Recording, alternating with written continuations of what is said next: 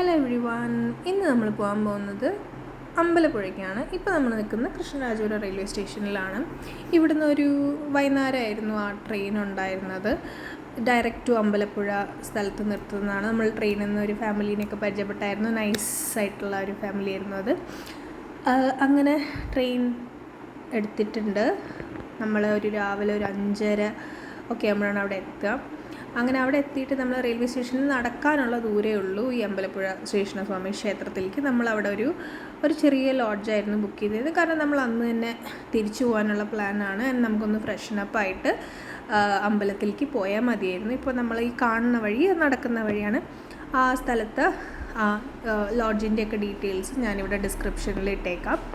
അവിടുന്ന് നമ്മൾ ഡ്രസ്സപ്പൊക്കെ ചെയ്ത് ഇറങ്ങിയിട്ട് ആദ്യം പോയത് മണ്ണാറശാലയിലേക്കാണ്. ഈ കാണുന്ന കുളം അവിടെ ഉള്ളതാണ്. അതൊരു കാട് പിടിച്ച ഒരു കാവിനകത്തുള്ള ഒരമ്പലമാണ്. ഇവിടെ ആക്ച്വലി ഷൂട്ട് ചെയ്യാൻ പാടില്ലാത്തതാണ്. നമ്മൾ ജസ്റ്റ് ഒന്ന് കാണിക്കാൻ വേണ്ടി മാത്രം എടുത്തതാണ് ഇവിടെ. ആൻഡ് അവിടെ പ്രസാദം ഉണ്ടായിരുന്നു. നല്ല രസമുള്ള നല്ല വൈബുള്ള ഒരു അമ്പലം ആയിരുന്നു. ഭയങ്കര ഇരുട്ട് പിടിച്ച പോലത്തെ ഒരു അമ്പലമായിരുന്നു അത്. ആൻഡ് അവിടെ നിന്ന് നമ്മൾ ആക്ച്വലി ഒരു ഓട്ടോ എടുത്തിട്ടാണ് വന്നത്. ആ ഓട്ടോക്കാരൻ നമ്മളെല്ലാ അമ്പലത്തിലേക്ക് കൊണ്ടുപോവാണ് ചെയ്തത്. ഈ കാണുന്നത് അവിടെയുള്ള സുബ്രഹ്മണ്യ സ്വാമി ക്ഷേത്രമാണ്. ഇത് നമ്മുടെ പ്ലാനിലേ ഇല്ലാത്തൊരു ക്ഷേത്രമായിരുന്നു. അവിടെ വന്നിട്ട് ആ ഓട്ടോക്കാരനാണ് പറഞ്ഞത് ഇവിടെ നിന്ന് എന്തോ വിശേഷം നടക്കുന്നുണ്ട്, അവിടെ പോയി കണ്ടിട്ട് തൊഴുതിട്ട് വന്നോളൂ. അപ്പോൾ നമ്മൾ അവിടെ ഇറങ്ങി. അതൊരു വഴിയിലുള്ള അമ്പലമായിരുന്നു. അവിടെ എന്തൊക്കെയോ പറയെടുപ്പോ കുറേ ആനകളോ ഒക്കെ നിൽക്കുന്നുണ്ടായിരുന്നു.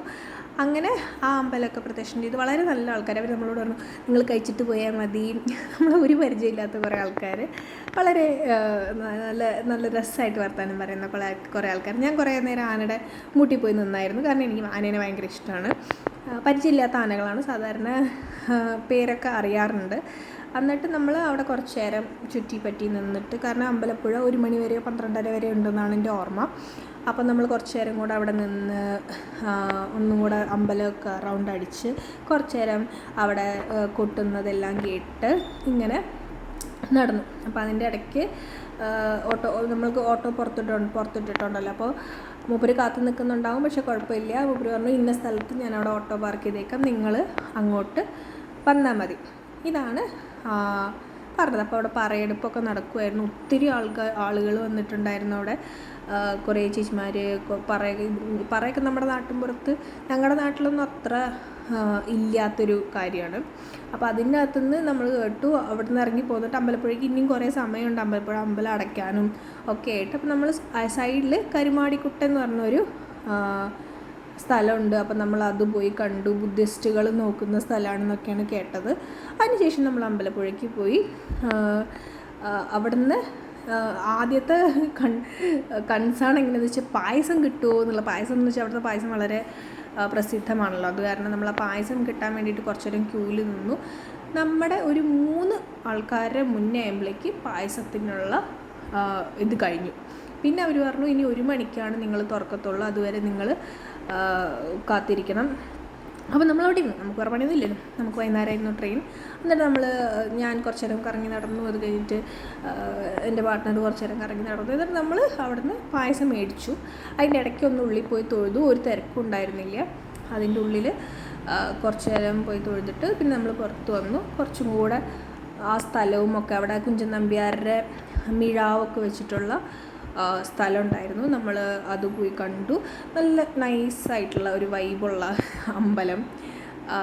കുറേ കാലമായിട്ട് പോകണമെന്ന് വിചാരിക്കും. നമ്മൾ ഗുരുവായൂർ എപ്പോഴും പോകുന്ന ഒരു അമ്പലമാണ്. അപ്പോൾ ഗുരുവായൂർ അമ്പലത്തിൽ നിന്ന് ഉച്ചപൂജയ്ക്ക് ശേഷം ഗുരുവായൂരപ്പൻ അമ്പലപ്പുഴയ്ക്ക് വരുന്നു എന്നുള്ളതാണ് ഐതിഹ്യം. അവിടെ ഗുരുവായൂരപ്പന് വേണ്ടിയിട്ട് തന്നെ ഒരു സ്ഥലം ഒക്കെ സെറ്റപ്പ് ചെയ്തിട്ടുണ്ട് അവർ. അതായത് അവിടെ ഗുരുവായൂർ അമ്പലത്തിൽ ഉച്ചപൂജയ്ക്ക് ശേഷം നട അടച്ചു കഴിഞ്ഞാൽ ഗുരുവായൂരപ്പൻ അമ്പലപ്പുഴയ്ക്ക് വരും.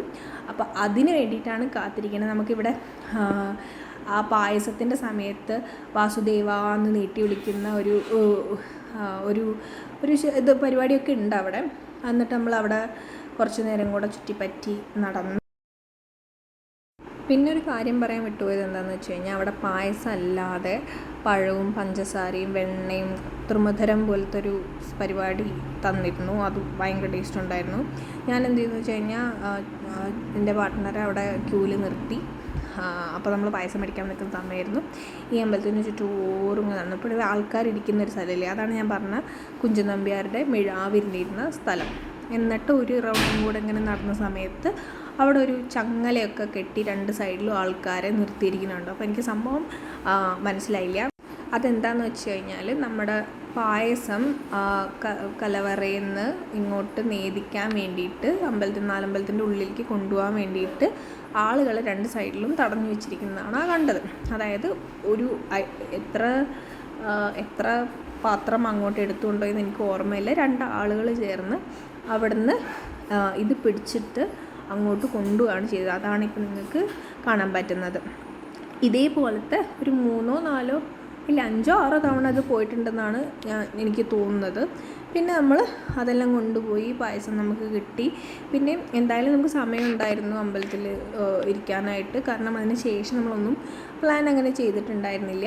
അപ്പോൾ നമ്മളിങ്ങനെ നടന്നിട്ട് അമ്പലമൊക്കെ ഒന്നും കൂടെ കണ്ട് കുറച്ച് വീഡിയോസൊക്കെ എടുത്ത് നമ്മളെ അദ്വൈതം സിനിമയിലുള്ള ഒരു പാട്ടില്ലേ, ആ പാട്ടിനൊക്കെ കുറച്ച് വീഡിയോ ഒക്കെ ഉണ്ടാക്കി ഇൻസ്റ്റാഗ്രാമിലൊക്കെ പോസ്റ്റ് ചെയ്യാൻ വേണ്ടിയിട്ട് റെഡിയാക്കി വെച്ച് ഇങ്ങനെ നടക്കുമായിരുന്നു. അതിൻ്റെ ഇടയ്ക്കാണ് അവിടെ ശിവേലി പോലെ, ശിവേലി പോലെ ആനയൊന്നും ഉണ്ടായിരുന്നില്ല. ഒരു തന്ത്രി ഇങ്ങനെ ശ്രീകൃഷ്ണൻ്റെ വിഗ്രഹം പിടിക്കുന്നു, അതിന് മുന്നും കൊട്ടുകാർ ഇങ്ങനെ പോകുന്നുണ്ടായിരുന്നു. അങ്ങനെ ഒരു 2, 3 പ്രദക്ഷിണം ആൾക്കാരും അതിൻ്റെ കൂടെ ചേർന്നിട്ട് പോകുന്ന നമ്മൾ കണ്ടായിരുന്നു.